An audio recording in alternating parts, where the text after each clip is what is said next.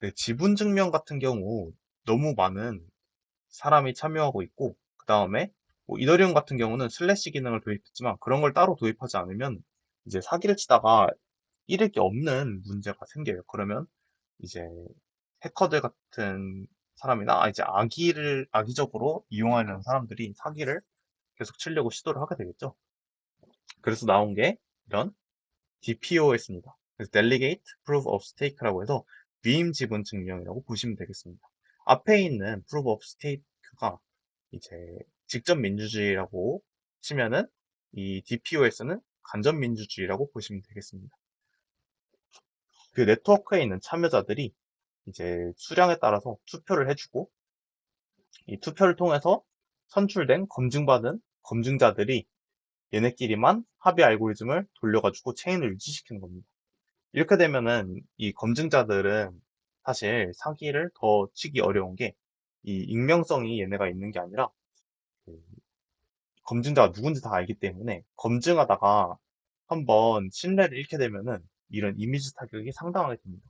그래서 이런 DPoS 모델 같은 경우 되게 여러 군데서 사용하고 있는데 저희가 소위 알고 있는 이제 카카오라는 회사가 있잖아요. 카카오가 국내에서 되게 유명한데 거기서 만든 블록체인도 이런 DPoS 개념을 이제 일부 사용하여 합의 알고리즘을 만들었습니다. 그래서 이런 그 카카오에서 만든 클레이튼이라는 블록체인을 보시면요. 여러 기업들이 이런 검증자로 참여하게 돼 있어요. 이제 안랩이나 아니면은 그 해외에 있는 유명 거래소인 바이낸스도 하나의 검증자로 되어 있고요. 그 다음에 카카오에 있는 여러 계열사들도 검증자로 현재 참여 중입니다.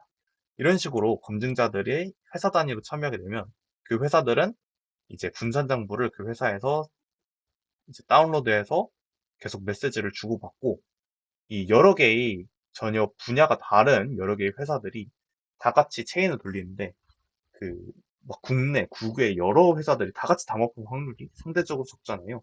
그래서 이런 DPoS 형태를 할 때는 여러 회사들을 또 다양한 분야에서 많이 끌어와서 하는 것 같습니다. 그래서 기사 같은 걸 또 보시면 이제 뭐 카카오 클레이튼의 뭐 예를 들어서 15번째의 이제 노드 운영자로 이제 인프런이 참여했다라는 기사가 떴다고 쳐볼게요. 그럼 15번째 이제 DPoS의 참여자로 이 인프런이 이렇게 들어가서 검증을 하게 되는 식인 거죠. 그래서 이런 식으로 대표적인 몇 개의 노드끼리 합의 알고리즘을 이뤄서 하는 게 DPoS라고 보시면 되겠습니다. 이런 DPoS를 선택하게 되면 사실상 합의 알고리즘을 할 때 이 합의를 할 이 노드 수가 많지가 않잖아요. 그래서 합의가 되게 빨리빨리 이루어집니다. 그것 때문에 이제 이더리움 이런 나 비트코인 체인에 비해서 블록 생성 속도가 엄청 빠르고 그래서 처리 속도가 되게 빠릅니다.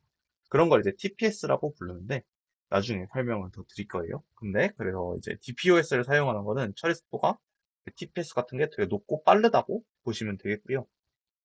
하지만 이제 블록체인의 관점에서 보면 이제 탈중앙화성은 이제 POW나 POS가 더 높다고 볼 수가 있겠죠. 그래서 완벽한 탈중앙화는 아니지만 어느 정도의 이제 합의를 본 그런 합의 알고리즘이라고 보시면 되겠습니다. 탈중앙화의 정도는 좀 줄이고 대신 속도나 이런 안정성을 더 먼저 체크한 부분이라고 보시면 되겠고요.